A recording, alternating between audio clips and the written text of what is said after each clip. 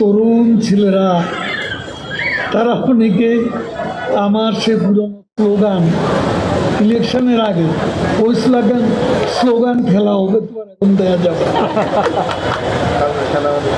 সেটা আবার সময়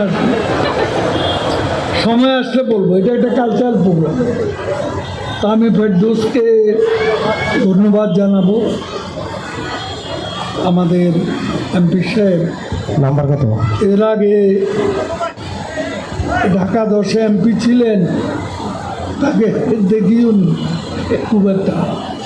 তা এখন তাকে এলাকার লোকেরা পাচ্ছে এবং অ্যাক্সেস আছে সব ধরনের লোকে। আবার শিল্পীরা তো অবাধে অ্যাক্সেস পায়, কারণ তাদেরই লোক।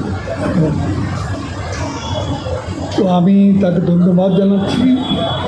আর আমাদের দেশের আজকে শিল্পী সংস্কৃতিসেবী যারা আছেন এখানে উপস্থিত হয়েছে, বাংলাদেশ আওয়ামী লীগের পক্ষ থেকে, আমাদের নেত্রী শেখ হাসিনার পক্ষ থেকে আপনাদেরকে আমি আন্তরিক শুভেচ্ছা এবং অভিনন্দন জানাচ্ছি।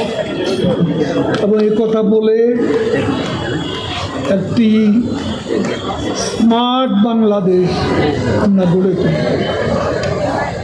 স্মার্ট বাংলাদেশের জন্য স্মার্ট কর্মী বাহিনী, সাংস্কৃতিক অঙ্গনেও আমরা স্মার্ট কর্মী বাহিনী চাই। সাংস্কৃতিক অঙ্গনে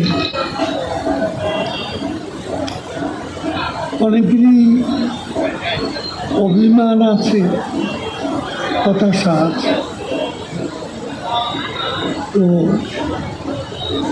এবার আমরা একটা প্রতিকূল পরিস্থিতি, আমি এটাকে বলতে পারি যে প্রতিকূল স্রোতে আমাদের সাঁতার কাটতে হচ্ছে, যে কারণে আমরা অ্যাকোমোডেট করতে গিয়ে, অ্যাডজাস্টমেন্ট করতে গিয়ে গতবার যেমন ফ্রিলি আমরা সিলেকশনটা করতে পেরেছিলাম, এবার তাড়াহুড়ো বিরোধী দল ইলেকশন বয়কট করেছে।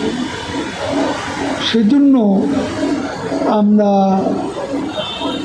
আপনাদের ব্যাপারটা, ফেরদৌস মতো একমাত্র ভাগ্যবান একটা আসন পেয়েছেন, তাও ডাইরেক্ট সিটি। এছাড়া অন্য কাউকে আমরা এটা